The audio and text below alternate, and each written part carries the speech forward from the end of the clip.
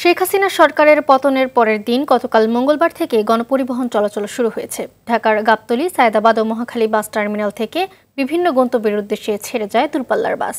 আজ সে সংখ্যা আরও বেড়েছে। একদিন আগে শিক্ষা প্রতিষ্ঠান সহ সব অফিস খুলে দেওয়া হলেও কর্মস্থলে যেতে সাধারণ মানুষের ভিড় দেখা যায়। তবে খোলেনি অধিকাংশ শিক্ষা প্রতিষ্ঠান।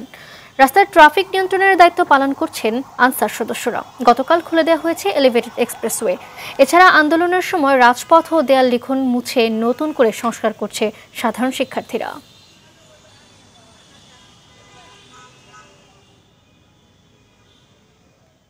স্কুল খুলেছে, ভালো লাগতেছে, আবার অনেক মানুষ মারা গিয়েছে, এতেও খারাপ লাগতেছে আমাদের। না, এই কদিন তো রিক্সা চালাতে পারি না, রোডেই বাইরে পারিনি, রোডে লোকই ছিল না, যে নিজে যে খরচ করুম এই টাকাও ছিল না। আমরা এখন পুরোপুরি ৭১ থেকে অনেক বেশি স্বাধীন, কোথাও কোনো সমস্যা নাই, মনের থেকে অনেক শান্তি। এ বিষয়ে আরো জানাতে আমাদের সাথে গণভবন থেকে যুক্ত হচ্ছেন সহকর্মী শাকিলা করিম। শাকিলা, শিক্ষার্থীরা যে এখানে পরিষ্কার পরিচ্ছন্নতা চালাচ্ছে সেই সম্পর্কে জানাবেন, কি তথ্য আছে আপনার কাছে? মালিহা, ধন্যবাদ। আমি আসলে সকাল থেকে কিন্তু ঢাকার বিভিন্ন রাজপথ ঘুরছি এবং আমি যে দৃশ্যটি দেখছি আসলে এক নতুন বাংলাদেশ। কেননা শিক্ষার্থীদের এই যে পদচারণা পথে ঘাটে তারা যেভাবে, আপনাকে একটু দেখানোর চেষ্টা করি, যেভাবে সড়কের যান চলাচলের ব্যবস্থাটা নিয়ন্ত্রণ করছে এবং প্রত্যেকটা গাড়ি কিভাবে যাবে আসবে তারা সেগুলোর নির্দেশনা দিচ্ছে। একই সাথে তারা যদি পেছনে কোনো অ্যাম্বুলেন্স থাকে সেখানেও তারা অ্যাম্বুলেন্সগুলোকে এগিয়ে নিয়ে আসার জন্য চেষ্টা করছে। এবং আপনাকে একটা বিষয় জানিয়ে রাখি, আমি কিন্তু এই মুহূর্তে গণভবনে অবস্থান করছি এবং গণভবনের সামনে এখানে কিন্তু যারা এই প্রধানমন্ত্রীর বাসভবন থেকে যেসব জিনিস লুটপাট করেছিল সেই জিনিসগুলো কিন্তু সকাল থেকে বেশ কয়েকজনকে আমি এখানে ফেরত দিয়ে যেতে দেখেছি এবং এখানে কিন্তু জমা করে রাখা হচ্ছে।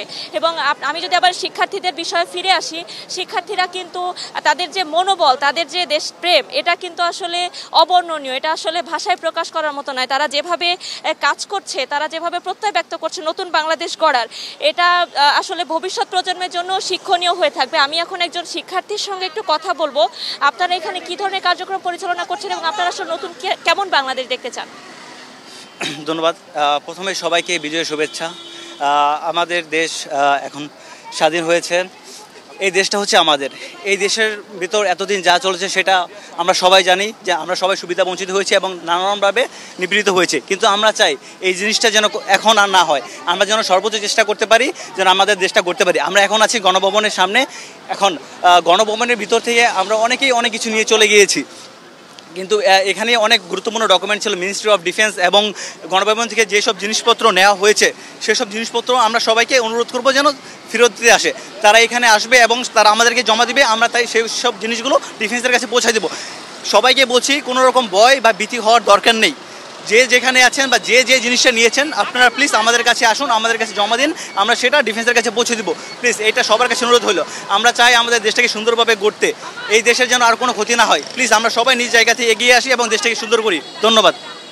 আপনাকে মালিহা, আপনি যেমনটি শুনছিলেন, শুধু যে এই গণভবনের সামনের এই সড়কই নয়, আমি অন্যান্য যেসব সড়কে ঘুরলাম সেসব সড়কেও শিক্ষার্থীদের কিন্তু এই রাস্তার পরিচালনার কাজে দারুণ তৎপরতা দেখেছি এবং তারা প্রত্যেকেই কিন্তু নতুন বাংলাদেশ গড়ার প্রত্যয় ব্যক্ত করেছে এবং তারা সবাই বলছেন যে একটি সোনার বাংলাদেশ তাদের প্রচেষ্টায় কিন্তু গড়ে উঠবে।